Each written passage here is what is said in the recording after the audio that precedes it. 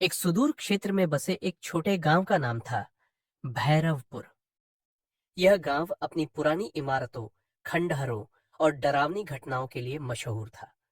यहाँ के लोग इस गांव के आसपास की रात को बाहर नहीं निकलते थे, क्योंकि वे मानते थे कि गांव में भूतों का बसेरा है। कहते हैं कि कई साल पहले यहाँ एक भयानक महामारी फैली थी, जिसने पूरे गांव को अपने चपेट में ले लिया था। बहुत से लोग मारे गए और उनके शवों को गांव के किनारे जंगल में दफना दिया गया। उसके बाद से ही गांव में अजीब अजीब घटनाएं होने लगी। रात में लोगों को किसी के चीखने चिल्लाने की आवाजें सुनाई देती और कभी-कभी बिना हवा के ही पेड़ हिलते। गांव के बुजुर्गों का मानना था कि मरे हुए लोग शांति नहीं पा सके और अब उनकी आत्माएं गांव में भटक रही हैं। एक दिन एक युवा शोधकर्ता जिसका नाम विवेक था, इस गांव में आया।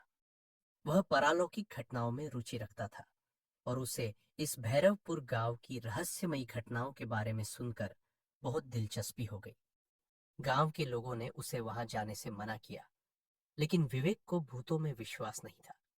उसने ठान लिया कि वह इस गांव के भूतिया रहस्यों का पता लगाएगा।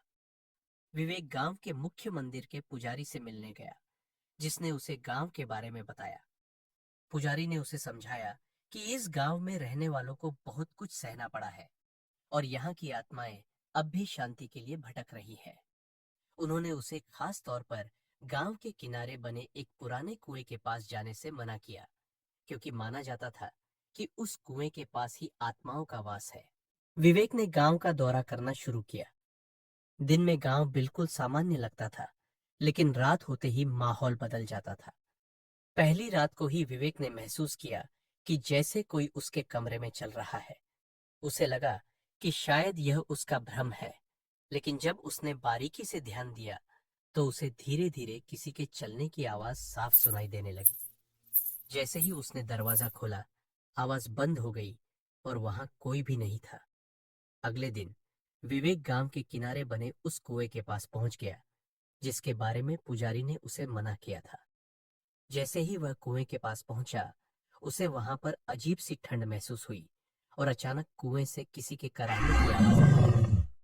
विवेक ने सोचा कि हो सकता है कोई आदमी फंस गया हो, इसलिए उसने कुएं में झांक कर देखा, लेकिन वहां कुछ नहीं था सिवाय अंधेरे के। जैसे ही वह वहां से हटने लगा, एक ठंडी हवा का झोंका आया और उसने देखा कि कुएं के पास एक धुंधली परछाई खड़ी है, जो धीरे धीरे उसकी ओर बढ़ रही थी। अगली सुबह विवेक ने गांव के बुजुर्गों से इस बारे में पूछताछ की।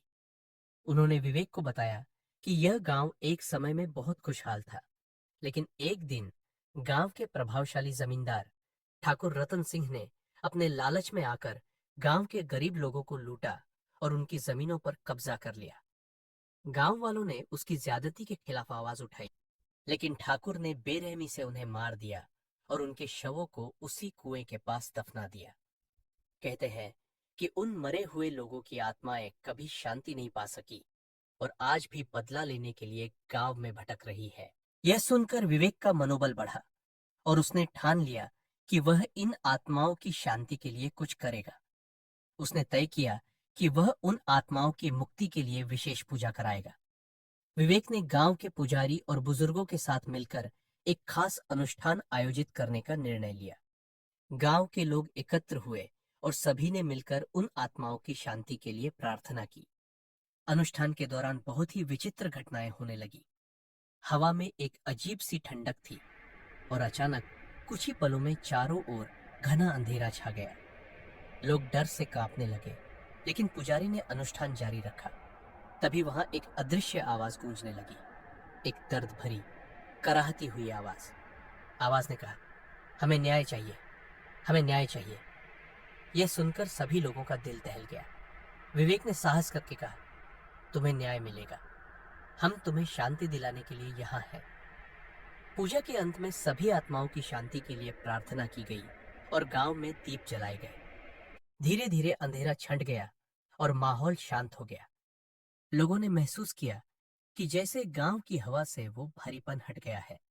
अनुष्ठान के बाद से गांव में किसी तरह की अजीब घटना नहीं हुई। लोग अब रात को भी गांव में बिना किसी डर के घूमने लगे। विवेक ने गांव वालों को उन आत्माओं के मुक्ति का भरोसा दिलाया और गांव एक बार फिर से खुशहाल होने लगा। भैरवपुर का अतीत चाहे कितना ही डरावना और भयानक क्यों न रहा हो, पर अब यह अतीत बन चुका था।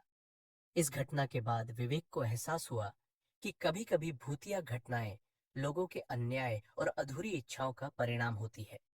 इस घटना के बाद विवेक ने गांव को अलविदा कहा, लेकिन भैरवपुर के लोग हमेशा उसकी बहादुरी और निडरता को याद रखेंगे।